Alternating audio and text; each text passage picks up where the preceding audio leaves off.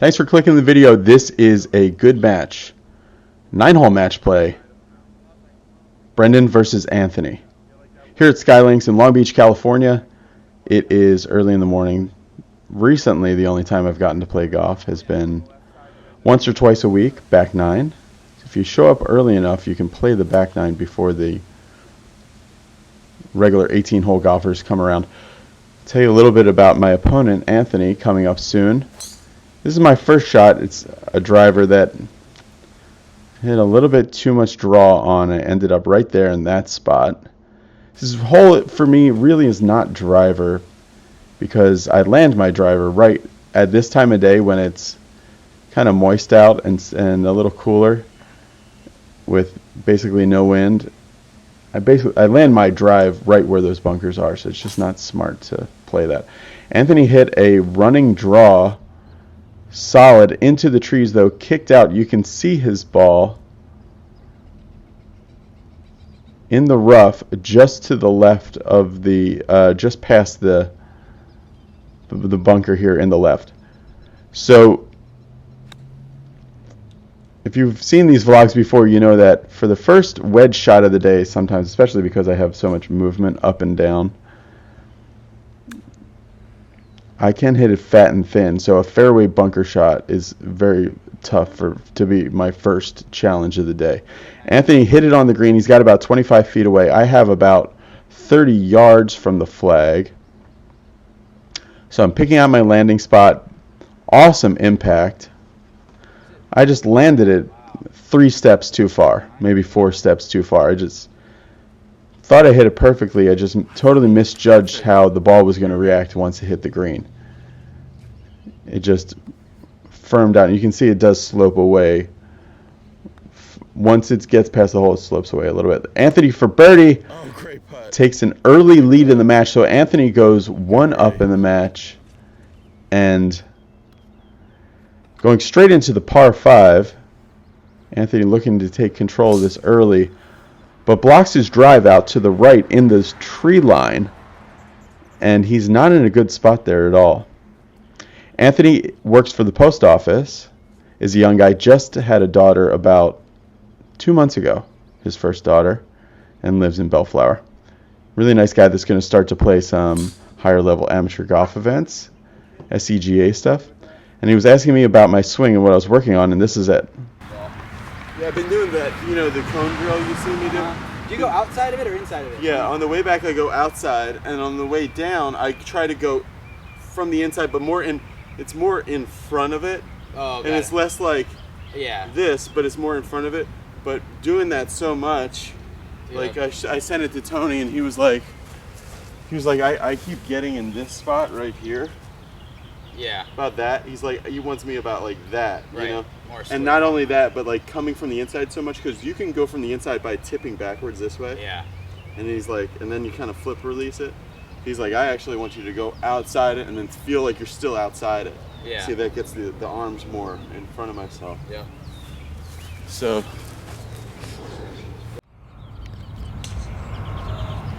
Clean, but then that tree, car path. So now Anthony will be hitting his 3rd shot, and he's level with my ball. This is my 2nd shot. Anthony's 1 up in the match, and I'm going to head a layup. It's just in that zone where I could try to carry 3-wood over the bunker that's in the center, but I decided just to hit a 4-iron and hit a layup. It wasn't that great of impact, but it went straight, and it landed. I'm about 90 yards out, which is exactly what I like. Anthony advanced it up just to the right of that bunker in the layup zone here. So I have 90 yards, so I'm looking on the back of my wedge. I have my yardages written down that correlates to how far to take the hands on either side of my body. So a 90-yard shot is from the ear to the ear, so hands go to the ear on either side.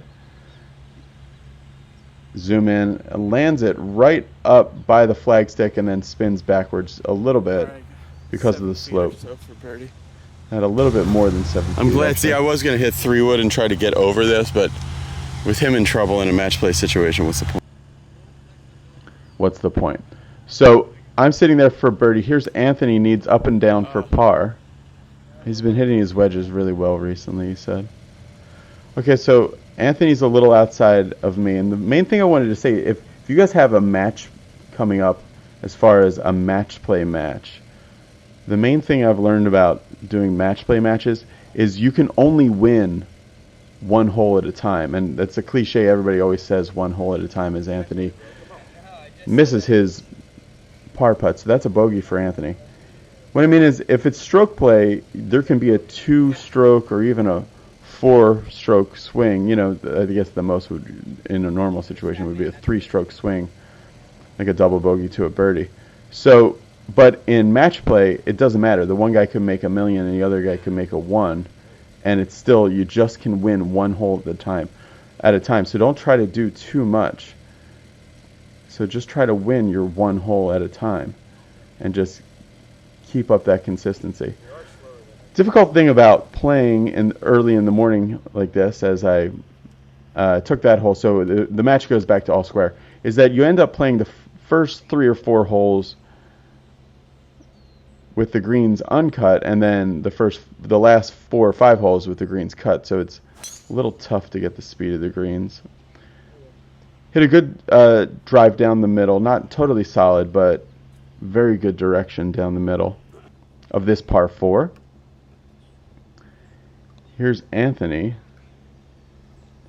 been working a lot on his alignment and his ball shape. He's been hitting a consistent block. See those 2 symbols there? If you pause this video and use those 2 symbols, you can look at YouTube videos on your keyboard. You can look at YouTube videos in slow motion. What I would like for you guys to do, from the Be Better golfers out there, look at Anthony's drives and the ones that he blocks, and give me your analysis in the comment section of why you think Anthony is hitting a solid block to the right pretty consistently. So I landed it. That was another 90-yard shot. I landed it, and it spun backwards a little too much. So I have actually a pretty long putt. Anthony's wedge game has been strong, so he'll have another putt for par. It's hard to see where the hole is here, but it's about 30 feet. Maybe a little less. And I'll have that left for my par, with Anthony sitting at about 8 feet away for his. So I'm going to go ahead and finish this. So that puts me in for a par 4. Here's Anthony for his par from about 10 feet away, I'd say. Anthony's normally a very good short putter, and right off the face, that was looking very good. I thought he made it. Dodged a bullet there. But I win the hole, so in the last 2 holes, I went from being 1 down to now I'm 1 up. Going into the difficult 225-yard par 3 right here. All right, but I like this hole because I hit my hybrid well, and all right, so there you can see on the downswing, I'm trying to be more outside and in front of me a little bit. So we'll see how that works here. Usually have good balance and concentration with this hybrid.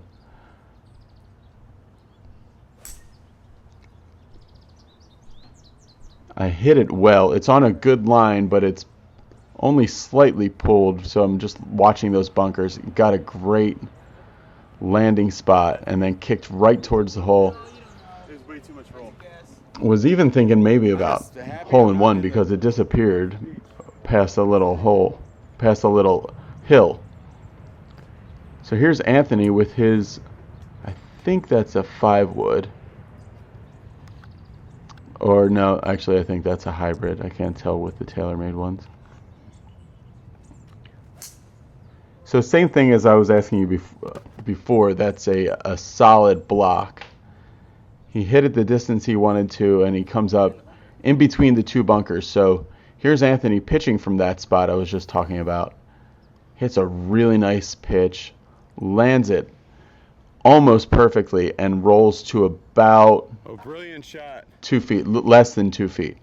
So there's Anthony has a Be Better Golf marker. You guys can get over at BeBetterGolf.net/pro shop.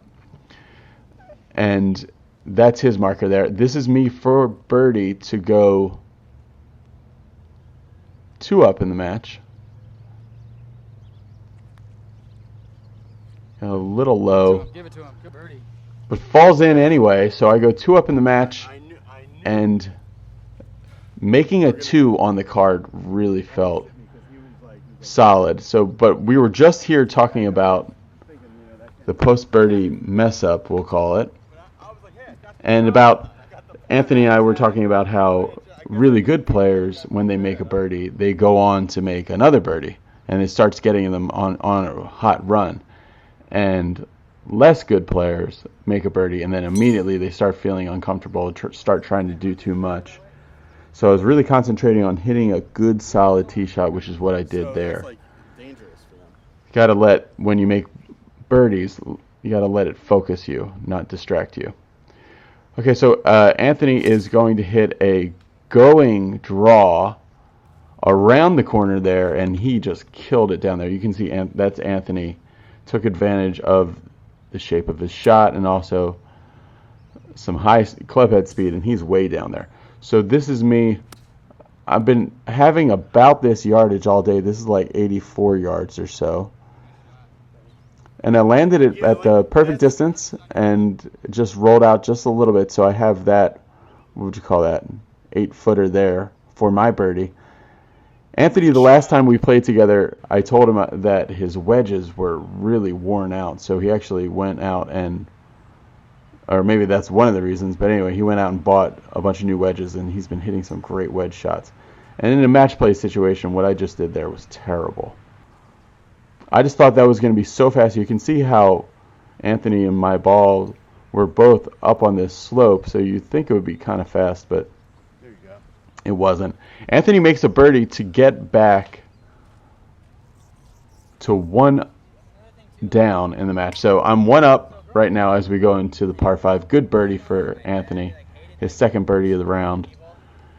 And I knew that I could make this putt. I just had to hit it. So one good strategy to take, if it's not going to take up any extra time, if there's nobody behind you, in match play you are allowed to hit practice putts afterwards.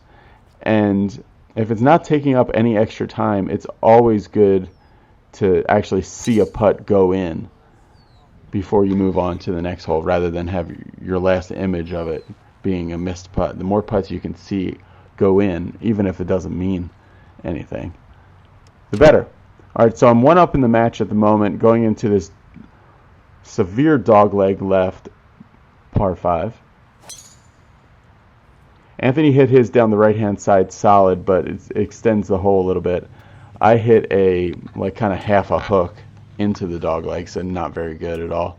Anthony advanced his ball nicely, basically a layup, and I'm going to try to punch my ball under this little tree and pass another one. But the other one that I was talking about was the one that I hit. It rebounds off that tree and goes back into the fairway. I have, I think, 190 yards here with this 5-iron. Maybe a little bit over that. Very quick transition there. And not really a full finish, kind of like a Zach Johnson finish there, which I would be fine with, but it's just not normal for me. So I'm on the left side of the green. Here's Anthony with another good pitch. He'll have that for his birdie. Anthony putting for birdie, and he makes it. So the match is all square going into the 15th hole, par 3. 168 yards to this back hole location from back here. Anthony hits it dead solid, blocked again. So he's on the right fringe, actually a little past the right fringe. This is the 16th hole, actually.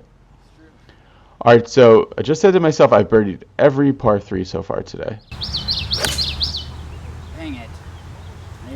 Come on. That's not fair.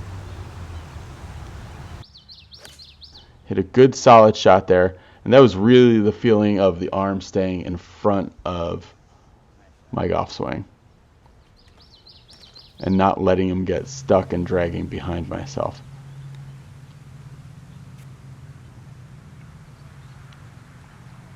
Anthony hits kind of a poor chip there with a less lofted club. He'll have that left for his par. Zoom through a little bit, and he still is away. So here's Anthony for his par. Now there's water to the front of the green, but there's also kind of a slope, so it's a hard one to read. Anthony's par putt goes by, and that's a bogey for Anthony. Here's my putt for birdie. Not particularly trying to make it, just trying to make solid impact. And Anthony says, "Oh, I'll see that," and it kind of threw me through a roof. I've had people say, "Oh, that's good," or just not say anything. I haven't had somebody say, "Oh, I'll see that," before. So Put a lot of drama on that one that wasn't really there. But I concentrated it and I made it. So then I was thinking about that a little bit. So I really was motivated. So I'm one up in the match now. I was really motivated to hit a good solid drive. Won the last hole, so I'm teeing off first. And I wanted to put a good drive out there and return the pressure back to Anthony a little bit. You have no chance of catching that ball. There's not a man alive that could catch that ball. Certainly not you. I'll fly it. All right, I'll fly it, Anthony says. So he's going to try to carry it past my ball. But it's the same story. So that's why I was interested in the comments to see what you guys have to say about when you use those two keys. And we'll send out a little prize to the best swing analysis of Anthony's driver swing. That really scared me. It hit a sprinkler box and made a big loud sound. Anthony just hit it into a sprinkler box, so he'll have a lot remaining there.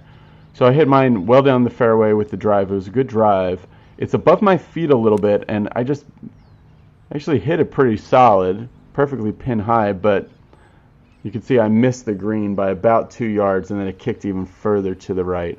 Just overcompensated. The ball was above my feet, but with a 9-iron, it's not going to be that dramatically pulled. It wasn't that much above my feet, and it also wasn't that long of a club. So a bit of a mental or experience error. And that just is a landing zone error. Just landed it way too far. You smiled yet? No. Oh, really? All right, so here is my putt for par.